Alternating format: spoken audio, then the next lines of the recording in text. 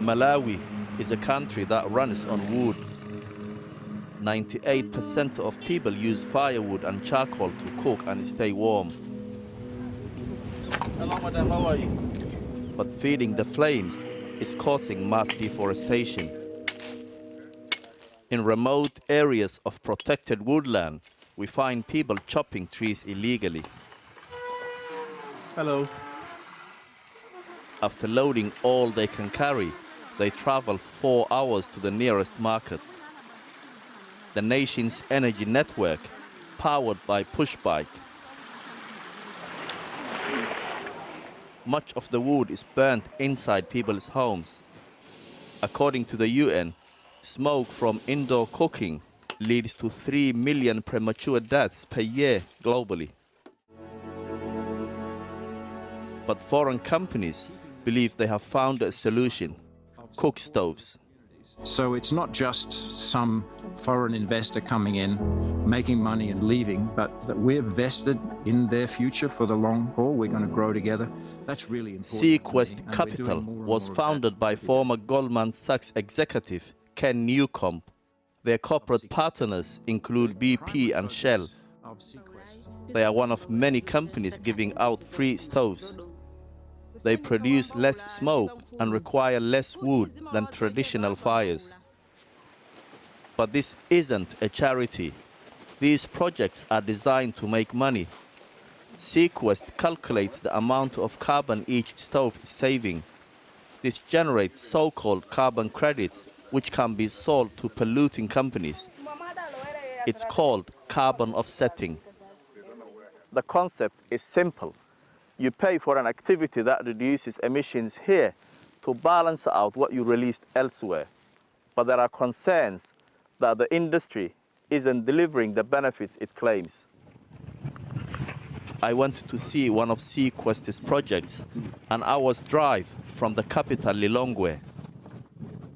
This concept only works if people actually use the stove they are given. I wanted to see if that's what's really happening in this village. Yeah, it seems they were given a cook stove, but they're also using the old one. Well, what happened to the cook stove then?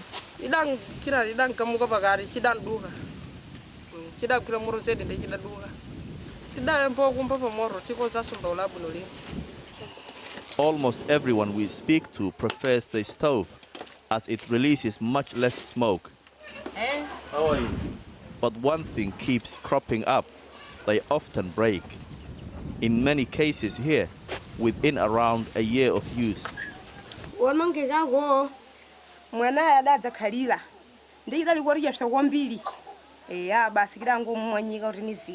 Can you show us what you are using now?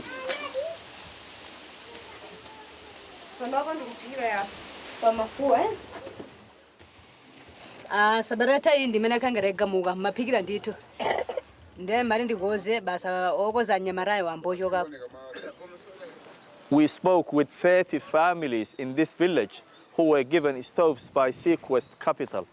16 of them are not currently using it, in most cases because it got damaged. After we approached them, Sequest Capital said they carried out their own survey in the same area.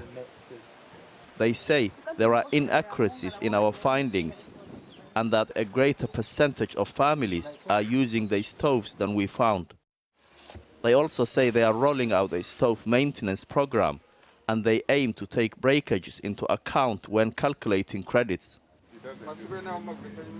As the impact of climate change worsens, people in poorer countries are often first to pay the price.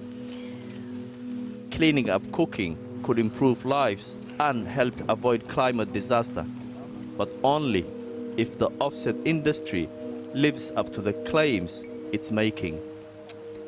Jamal Osman there.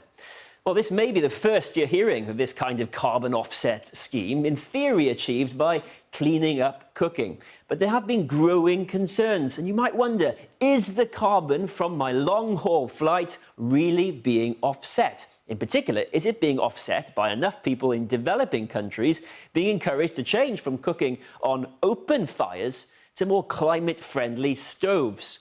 Well, 2.8 billion people, that's a third of the world's population, cook with dirty fuel on open fires. And investors have seen an opportunity with over 1,000 projects popping up from Malawi to Mexico and the Philippines. And remember, they're not just giving away climate-friendly stoves, they're selling the environmental benefit as carbon credits to offset polluting elsewhere. So, are these projects as effective as they claim? Well, a bit like Moody's rates financial health, there's a ratings agency for carbon offsets. It's called B0, and it looked at the promises Cookstove projects were making. And it found that most of them had just a moderately low to low likelihood of reaching their carbon avoidance promises. So we asked Barbara Heyer, a researcher at the University of California, Berkeley, are Cookstove projects delivering their promises? We did a comprehensive quantitative analysis of the major Cookstoves offset programs and found that they are claiming over 6 times the amount of climate benefit than they're really achieving. Well, if Cookstove projects are indeed overstating their benefits by a factor of 6, that could have major consequences. So are they overcrediting? As of June, global Cookstove projects claim to reduce carbon by 330 million tonnes, roughly equivalent to the whole of the UK's emissions last year. But if Barbara Heyer is correct, the actual carbon reductions from global Cookstove projects would be just 44 million tonnes. Now, 44 million tonnes of carbon reductions is not nothing, but it's clearly not the 330 million tonnes carbon reduction that people have paid for. And it would mean vast sums, potentially hundreds of millions of dollars, have been spent on so-called phantom credits, effectively useless credits. Now, we've had our analysis corroborated by independent experts. But important to say, there's nothing here to suggest that any potential overinflation in the figures relating to Cookstoves is intentional. The Berkeley study we referred to has now passed peer review and is due for publication in a leading scientific journal. But the report is contentious, and Sequest and 10 other organisations involved in Cookstoves signed an open letter strongly disputing its findings and methodology. After we put our findings to Sequest Capital, their CEO, Dr. Ken Newcomb, agreed to an interview, which was recorded in October. And I asked him for his response to concerns that some of his carbon offset projects are not delivering the environmental benefits they promise. I don't find that true. And I think the basis on which they're being criticized is flawed. But I would say right from the outset that all of this work in clean cooking and in the carbon market generally is learning by doing. And so nobody can claim to be perfect. Everybody is trying to do the best they can to manage climate change. And carbon credits and the carbon market is the easiest and fastest way to address climate change. We have visited one of your projects and we spoke to people in the community, and we found that 16 out of 30 of the stoves weren't working. And if they're not working, then there's a danger, isn't there, that the carbon credits that you're selling to offset major polluting companies around the world could be a dud. Of course, we're surprised to find that you went to those villages, and we didn't have the opportunity to go with you. But we subsequently went twice, and we found that of the stoves that were in place in the households in the villages you visited, 79% of those were functioning. And we, of course, questioned then the basis on which that assumption was made, that 16 were not operational. I wonder, though, how you can be certain that you're not claiming carbon credits for projects that are not working when you've told us that your maintenance program for these stoves hadn't reached the particular villages in which we'd filmed. The way in which credits are generated from these projects is a thorough random sample of all of the households that are in the project.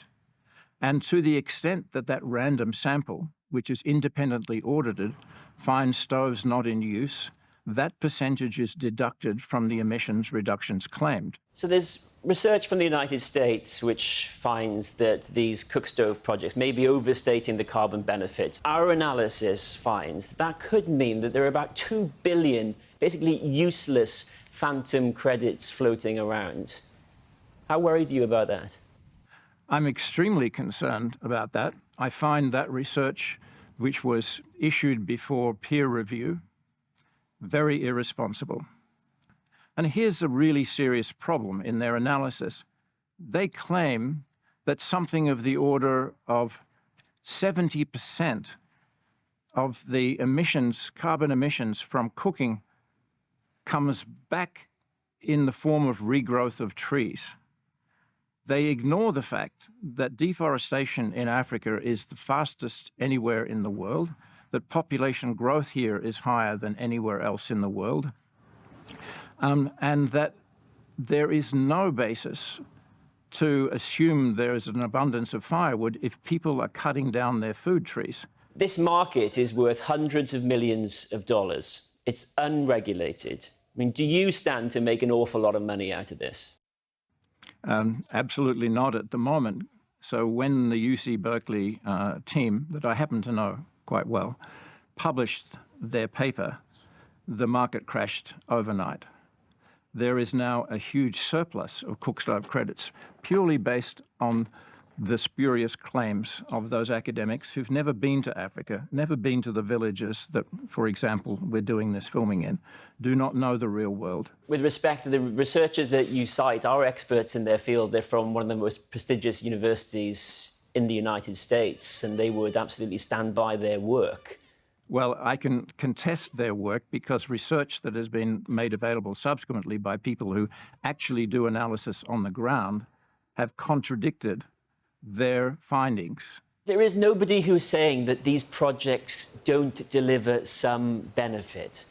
But do you acknowledge concerns about the way the credits are calculated? There is absolutely room for improvement in methodologies. And the context is this is an evolving science and art form. It's highly subjective. It's not like Brent crude or metallurgic coal with very precise specifications. So it behooves everybody to be conservative and to be accurate and be persuasive. So methodologies are improving. Ken Newcomb, thank you very much for speaking with us. We appreciate your time. Thank you. Bye for now. Well, given some time's gone by since we recorded that interview, we offered Sequest another chance to respond. And they told us clean cooking technology has the double benefit of providing material improvements to individuals' lives in those communities, as well as significantly reducing carbon dioxide emissions. Calculating the appropriate amount of carbon credits, they say, has never been a simple process, and they're constantly developing and improving the methodology.